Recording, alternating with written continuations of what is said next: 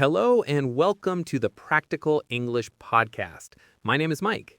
And I'm Angela. We're so glad you're joining us today. Today we have a really useful topic. We're going to talk about the future. That's right. Talking about our plans is a huge part of everyday conversation. We make plans with friends, for work, for holidays, all the time. Exactly. And in English, there are a few different ways to do this. Today, we're going to focus on the two most common ways, using be going to and using the present continuous tense. By the end of this episode, you'll be able to talk about your weekend, holiday, and work plans much more confidently. So are you ready, Mike? I'm ready. Let's start with be going to. All right, part 1, using going to for future plans. This is a very common and useful structure. The basic form is simple. It's the verb be, so am, is, or are, plus going to, plus the main verb in its base form. Right. So, for example, I am going to work, or she is going to study. Perfect. We use going to when we want to talk about our intentions. An intention is something you plan to do or want to do, but maybe you haven't made a fixed arrangement yet. It's a decision you have made about the future. Okay, an intention. For example, I could say, I'm so tired. I'm going to go to bed early tonight. That's a great example, Angela. It's your plan, your intention based on how you feel right now. You haven't set an alarm or put on your pajamas yet, but you have decided to do it. That's a perfect example. And this brings up another important use for going to, making predictions based on present evidence.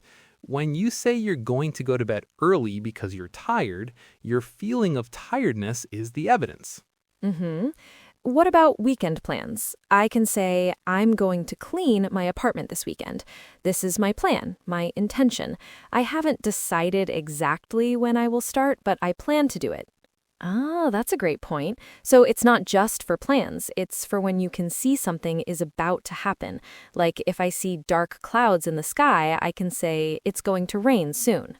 Exactly. It also works for bigger, more serious plans.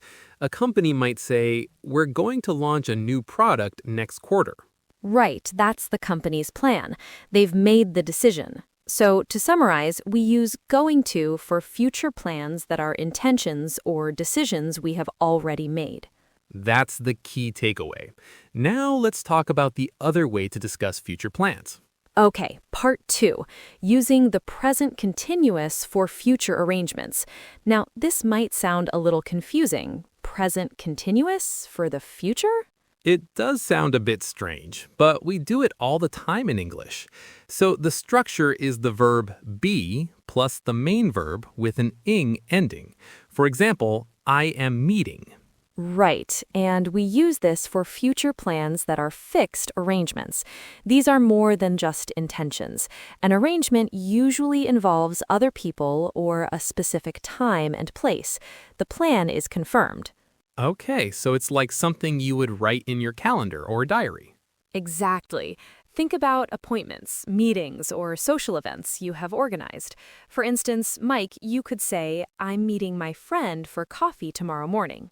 Right, I'm meeting my friend for coffee. This means my friend and I have already talked. We have agreed on a time and a place. It's a fixed arrangement. It's in my calendar. Perfect. Another great example is for travel plans. If you have bought your tickets, you can say, we're flying to Spain next week. Ah, that makes sense. The tickets are booked. The date is set. It's a confirmed plan. You wouldn't say, I'm going to fly to Spain if the tickets are already purchased. You could, but using the present continuous sounds more natural because it's a fixed arrangement. So the key idea here is fixed or confirmed. If your plan is confirmed, especially with other people or at a specific time, use the present continuous. Okay, part 3, comparing going to and present continuous. This is where it gets really interesting. The best way to understand the difference is to hear it in a natural conversation. I agree. Let's do a little role play. I'll ask you about your plans for the weekend. Ready? Ready when you are. So, Mike, what are you doing this weekend? Oh, it's going to be a busy one. On Saturday morning, I'm playing tennis with my brother. We booked the court for 10 a.m. Fun. What are you going to do after that? Well, we haven't made a firm plan yet. I think we're going to get some lunch somewhere nearby. After that, I'm going to do some shopping. I need to buy a new pair of shoes. Sounds like a good plan. What about Sunday? On Sunday, my parents are visiting. They're arriving around lunchtime. Oh, that's lovely. So I guess you are all having a meal together? Yes, we are. We're having a big family dinner in the evening. My sister is coming over too. It's all arranged. Okay, end scene. That was a great example of how we mix these forms naturally. Yeah, let's break it down. You asked, "What are you doing this weekend?" You used a present continuous because you were asking about my arrangements. And your first answer was, I'm playing tennis with my brother. You used the present continuous because you had booked a time and place. It was a fixed arrangement. Exactly. But then when you asked about after, I said, "We're going to get some lunch." I used going to because it was just an intention. We knew we wanted lunch, but we had not decided where or when. It was not a fixed plan. That's a perfect contrast. Then for Sunday, you said, my parents are visiting. This is another arrangement. You know they are coming. Right. And the family dinner is the same. We're having a big family dinner. Everyone has been invited. They've all said yes. So it's a confirmed social event, an arrangement. So we can see that in one conversation about the weekend, we can use both forms many times. It all depends on whether we're talking about an intention or a fixed arrangement.